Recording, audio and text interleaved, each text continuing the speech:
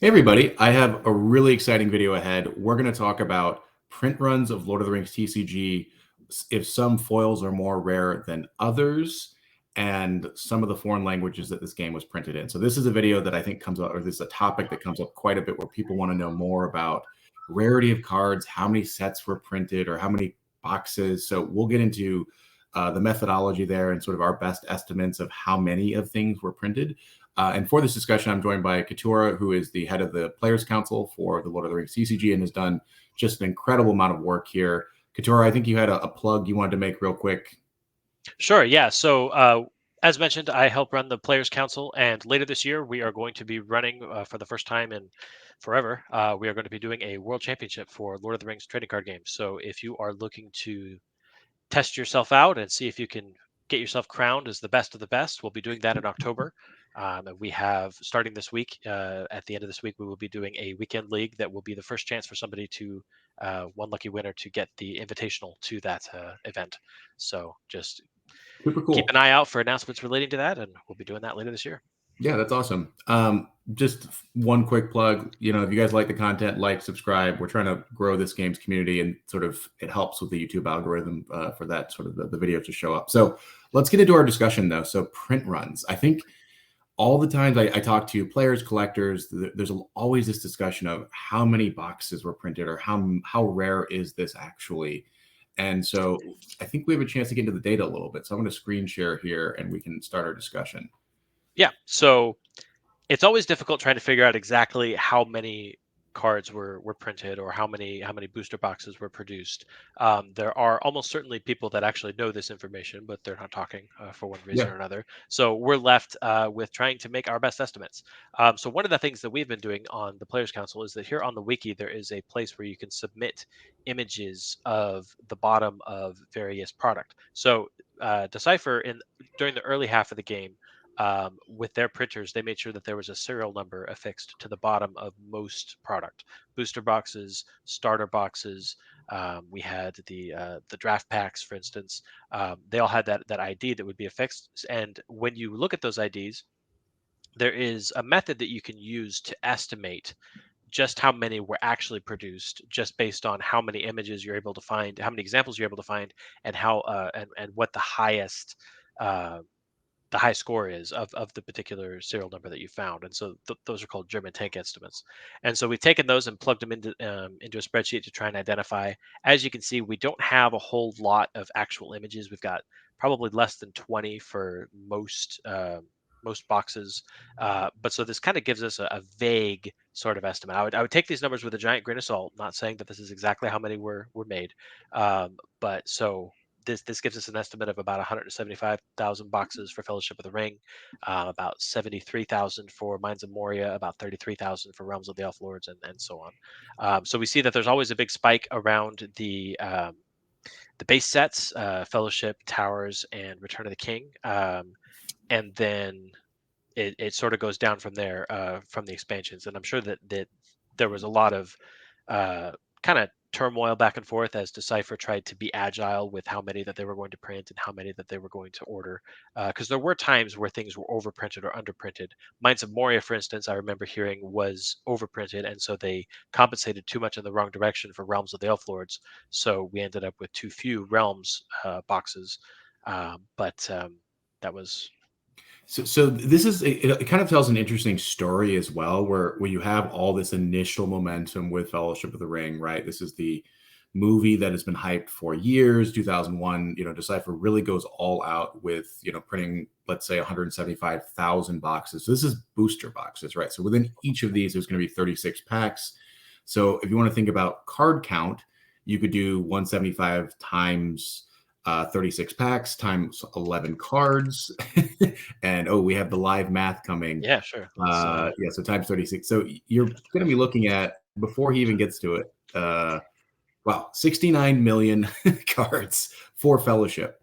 So there is a lot of Fellowship out there, which is evidenced by the fact that it's still kind of readily available. You can find it on eBay. A booster box is 120 to 150, and I think that number is creeping up. But it sort of tells this narrative of, especially with the block format, I think. So you have the really strong momentum with the first large set, and then because you have to quickly move on to another block by set 3 with Realms of the Elf Lords, you only have 33,000. It's let's see here. What is that? Math is hard. 20%, let's say, of the original, printing of Fellowship of the Ring. And as we go down, I think we see this trend sort of accelerate a little bit.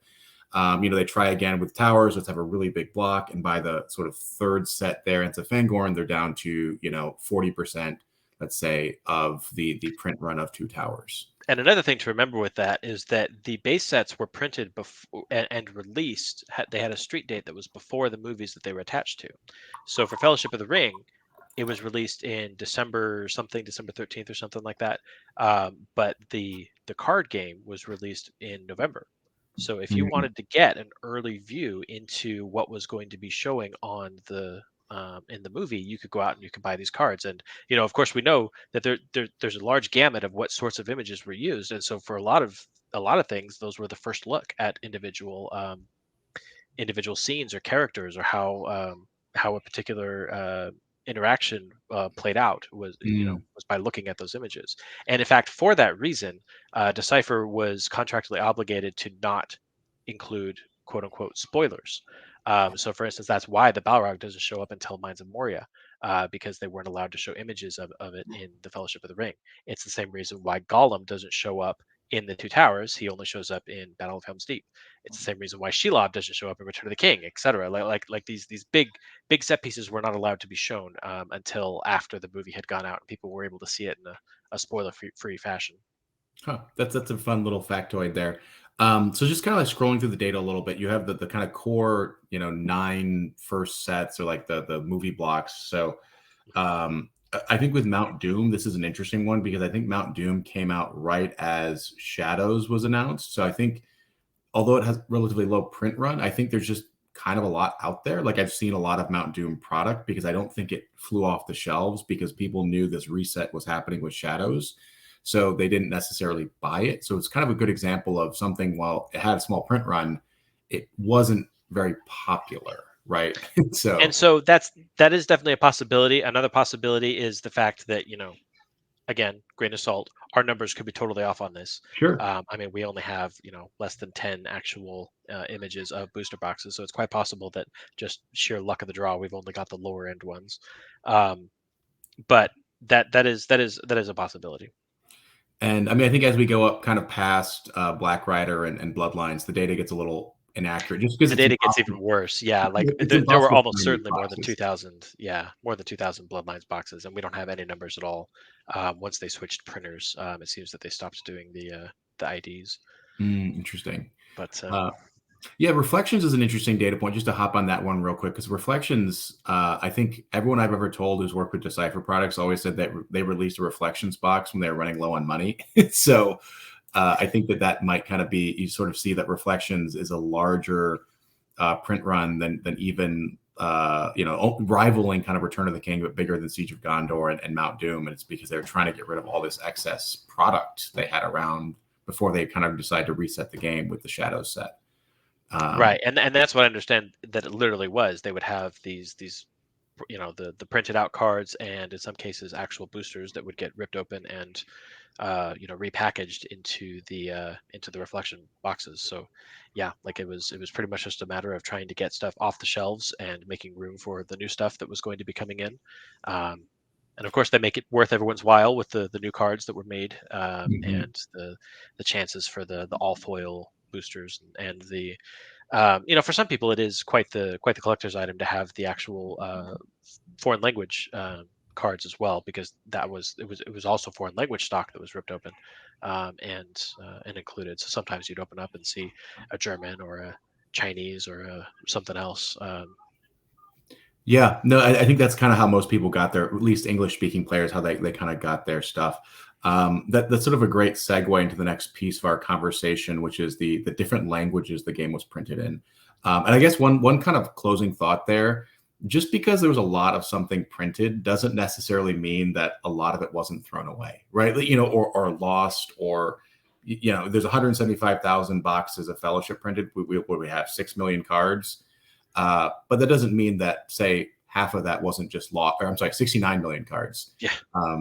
That doesn't mean that a good amount of that wasn't just lost to time, right? The amount of people I've heard, fires, moving, my mom threw away my cards.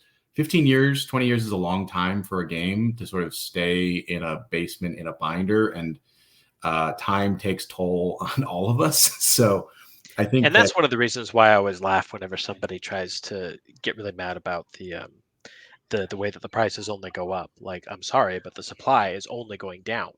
Like, yes, they've all been printed, and every year you've got some that get lost to dumpsters or moms or or yep, fires or whatever, and so um, it's never going to go back up.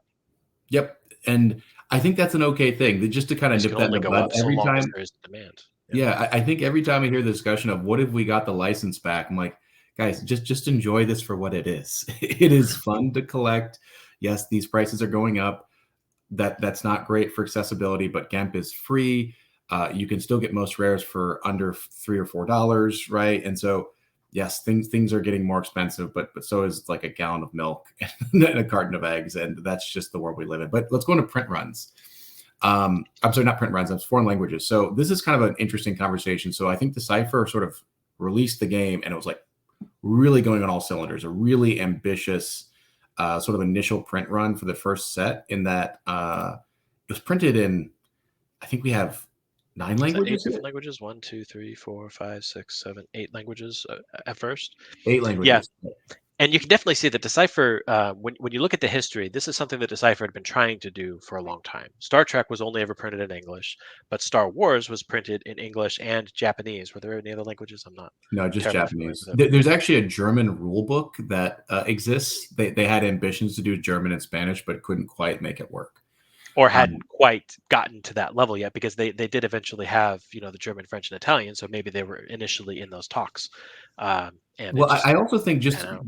the difficult thing about foreign languages, unless you're releasing it on the offset, so they struggled with Japanese with Star Wars. So what happened was you had the first 4 sets out of Star Wars, and then they're like, okay, we're going to go reprint this premiere set, which by set 4 is kind of like janky, right? Like people don't love collecting cards that were kind of broken, and they want to get the new stuff. So why? And then Japanese player was already playing in English, so there wasn't really a clear market, right? Yeah, Like what foreign language player would want to go back and collect sort of like old stuff that isn't really useful in decks, so they can just play in English. So I think you have to initially, you can't go back in time when you're on set 6 and say we're going to do set 1 in Greek now. Congratulations! It has to sort of be from the get go. yeah, Um, that makes sense. And so yeah, so they definitely tried to make a big push. By the time it got to Lord of the Rings, pushing out into a bunch of different markets.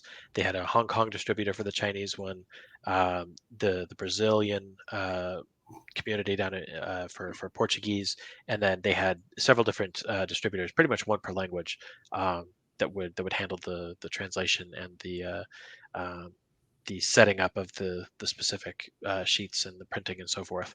Um, and so, as we can see by this chart, the high watermark was there in set 1, after which apparently, the Chinese and the or I should say the Hong Kong and the Brazilian markets didn't pan out, so they canceled those ones. Polish lasted for the first block, first fellowship block. Spanish lasted for the first 2 blocks, both. And actually, I'm not even sure when it says Spanish, was that only in Europe? Was it in Spanish-speaking countries down here in the Americas? I actually have no idea where exactly that was distributed, but that lasted for 2 blocks regardless.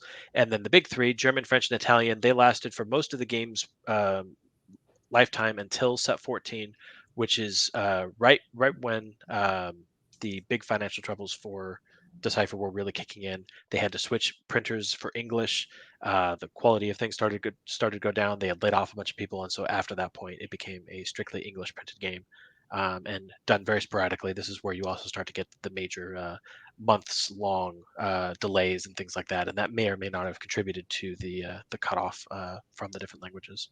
yeah, and I think the months long delays, it's one thing for people like, oh, I should have gotten Treachery and Deceit, or I should have gotten, sets 18, 17, 18. But when you have months long delays, you lose faith in the product, and you kind of have lost the gamers a little bit here. So why would you want to spend $100 on something that you really don't think is going to make it, right? Like, Yeah. what's the value proposition? Unless you really, really love the game. By set 15, they were just losing people left and right. I mean, I think it started with set 11.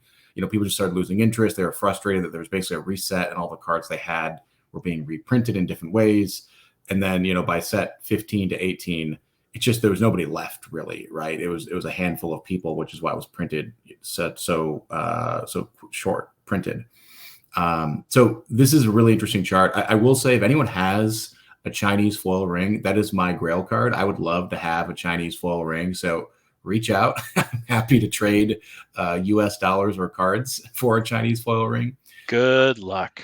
Yeah, this is one of these examples where truly how many, so Chinese was printed for one set, probably not nearly. So that data we were looking at, 175, for fellowship, that's for English. So you also have these cards in French, Italian. So this is only English. So, these but are strictly English numbers. Yep.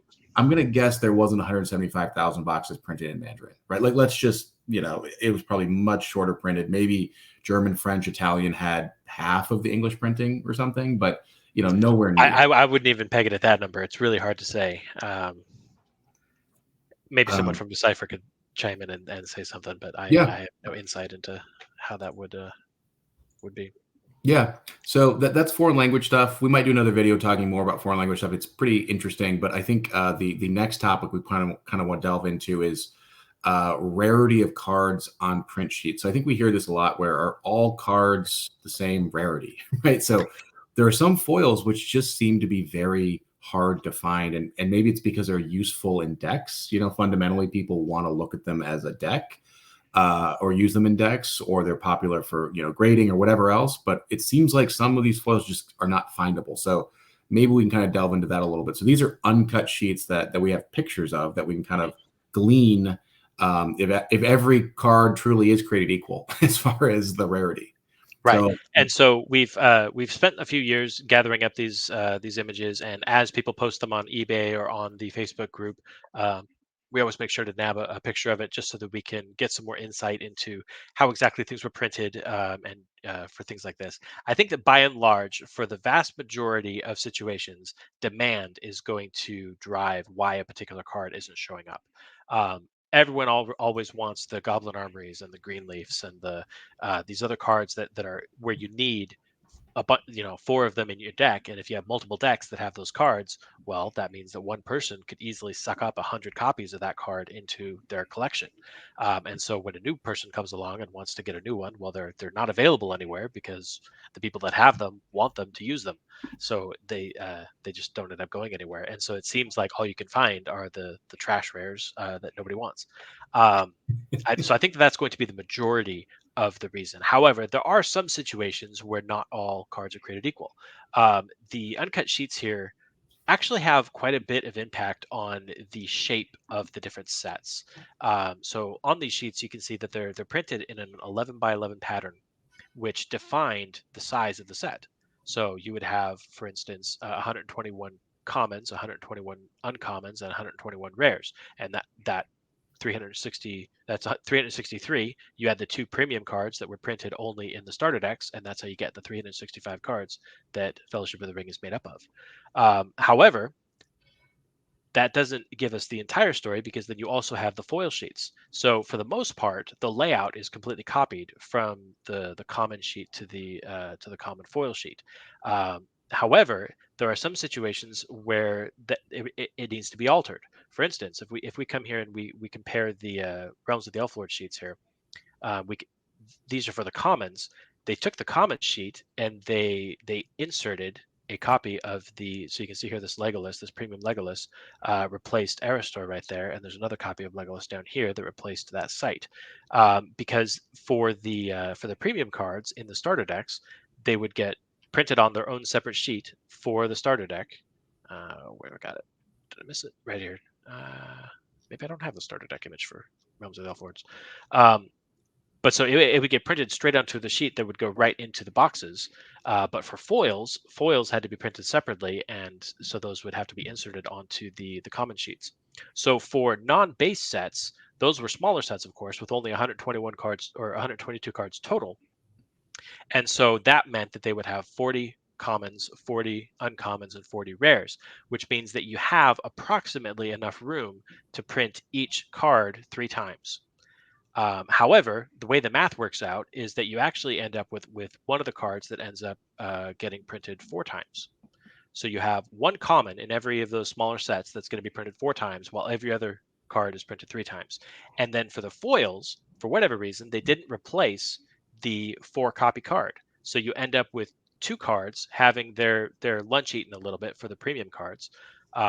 Actually, no. So that would be 4 cards total because you would have both the, like in this instance, for Yeah, instance, you there's had two Legolas premiums. Yeah. and Boromir. So that's 4 cards total that would only have I'm sorry, my math is wrong. 4 cards that had their lunch eaten plus the 2 premium cards. So those would only have 2 copies printed, and then the vast majority of the rest of them would have 3 copies printed, and then you'd have possibly one left that had 4 copies printed. And so that changes the dynamic a little bit when it comes to common foils. This didn't really affect rares or uncommons, but it does change the distribution for how common foils would end up. So if you've ever found yourself like for instance finding the premium cards very rare, well, they were actually slightly rarer than they were printed with in foil. Hmm.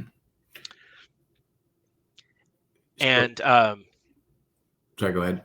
So the other thing I was going to say was that one of the big insights that we've had for this was actually how the international printing was handled in a lot of cases. So this particular one for Realms of the Elf Lords, it's only done in a, what is this, 10 by 10? 1, 2, 3, 4, 5, 6, 7, 8, 9, 10. Yeah, so a 10 by 10 layout, which then requires that it just have a straight up different distribution than the English, because what that essentially means is that they're taking a column of the English and chopping it off, and it's okay for these smaller sets that are only printing about 3 times. That now it's getting now there's going to be 11 cards that are only going to get printed twice instead of 3 times, and so their distribution gets altered a little bit as well.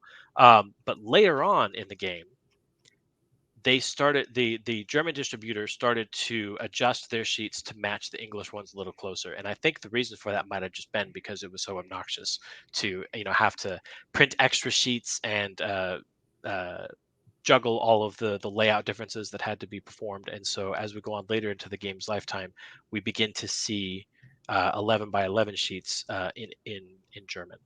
Um, and we can actually also see, if we scroll down even further here, an interesting curiosity around bloodlines. Um, where did it go? That's Black Rider, and here's bloodlines. So on this particular sheet, we have both the Masterworks sheet for bloodlines and also the same sheet in German. So for the post Shadows rework, they changed the way that they did foils. Rather than every single card being foiled, they would have just 18 rare foils. And then starting with Black Rider, they also added on 9 Masterworks, which would be foils, but they would use a slightly different template and they would be that much rarer. So here on this particular sheet, we can see that there are all of the rare foil cards and the Masterwork cards printed side by side.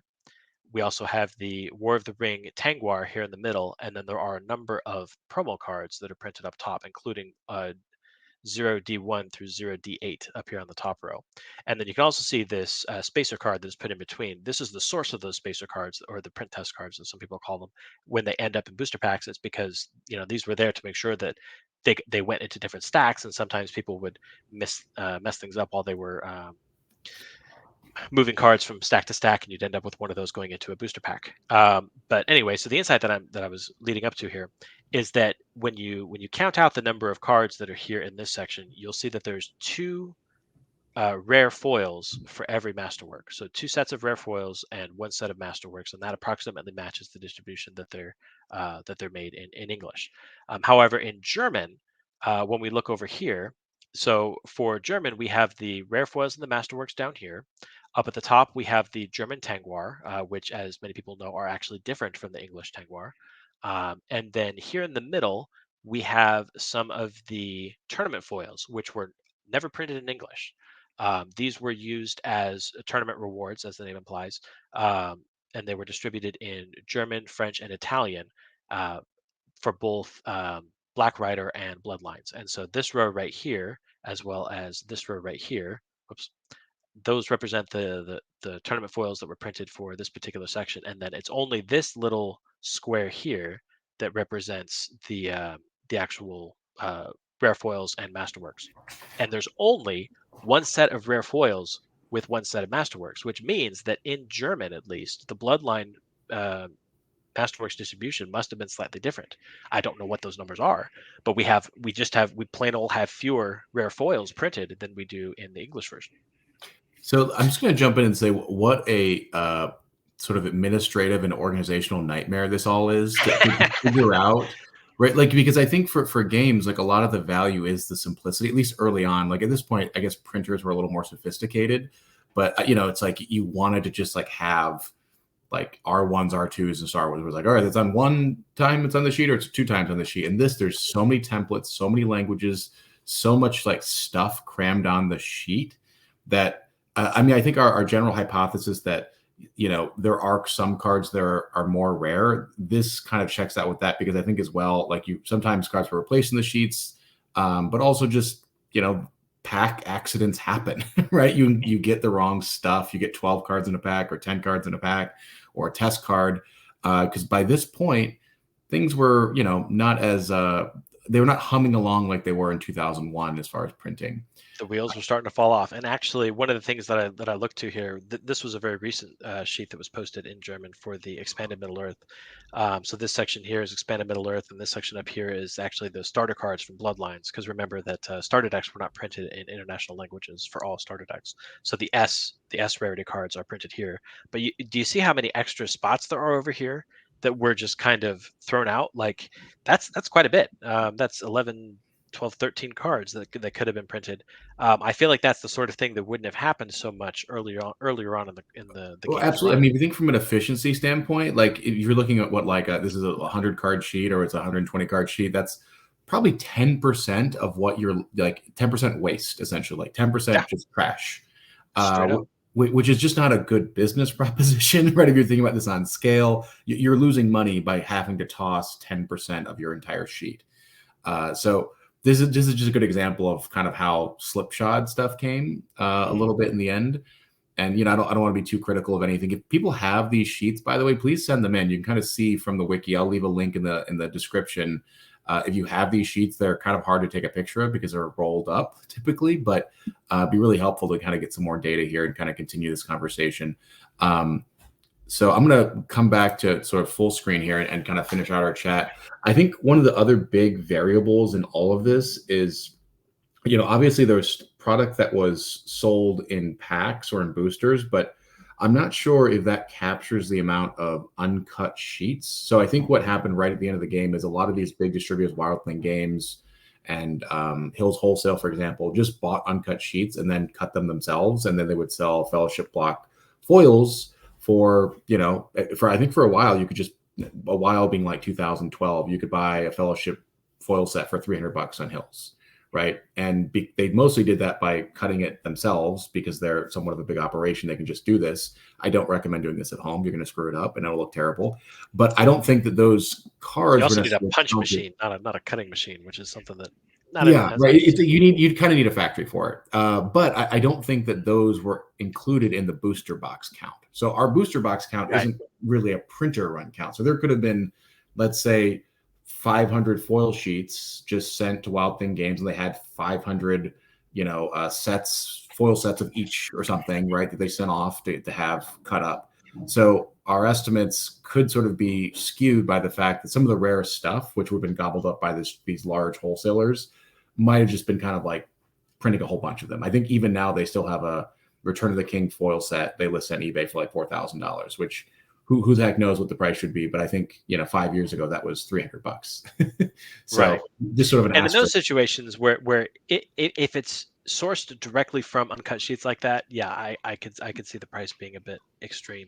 But from the perspective of actually just gathering them from booster boxes, if you actually got a foil set that way, that sort of price doesn't make me blanch because you have to remember that you're only getting approximately one rare foil per box, which means that just at minimum to collect all of the foil rare cards from Return of the King, you have to open up 121 boxes, and you're going to have overlap. You're going to have doubles. You're not necessarily going to get them all, and so that starts to make sense in my head. When it's $3,000 or so, if you were actually gathering them up from all those boxes, that's not something that you get easily or cheaply. Yeah. That's I think that the foil sets are really hard to come across, and unless you were lucky enough to just buy one selling on eBay or a complete set, it's a really darn hard thing to get today. And I frankly wish it was a little bit easier. I think it makes the game seem daunting when you see these high prices. You think, oh, I can't afford this. And in fact, you can afford it. A set of Fellowship is like $100, right? You don't need to have the foil cards for anything. So I think as prices rise and product rise up, I just want to remind people that there's 69 million cards that we're pretty sure were printed with Fellowship that are all pretty cheap. So you don't need to chase the foils unless you really want to. I think that's more for the collectors inherently. So those are kind of my final thoughts. Do you have any final thoughts here? If you want to play, go play on GEMP. That's kind of how I view it. Like if you're just looking to collect, then I mean you've don't have much ground to complain about the cost, I think. But if you are just looking to play, I mean that's why we have these digital platforms where it costs nothing to have as many cards as you want. You could make it. In fact, there's a little bit of a meta right now where there's some players that are playing with gigantic decks that are 200, 300 cards tall, which is the sort of thing that you would never do in real life. But digital lets us do things that you can't do in real life. So I would greatly encourage anybody that's just looking to play the game to join the community there. Absolutely. So I will leave a link to GEMP, the tutorial we did on getting started with GEMP, as well as the Discord, all in the video description here. Lots of good resources. I think that this game is at a better point as far as vibrancy from both the collecting and playing standpoint than it's been, since I've joined. So it's a lot of fun stuff on the horizon. So I'm looking forward to October. I don't know if I'm going to be competing myself because I'm actually kind of bad, but We it's can always fun. use commentators if that's the sort of thing you'd like to do.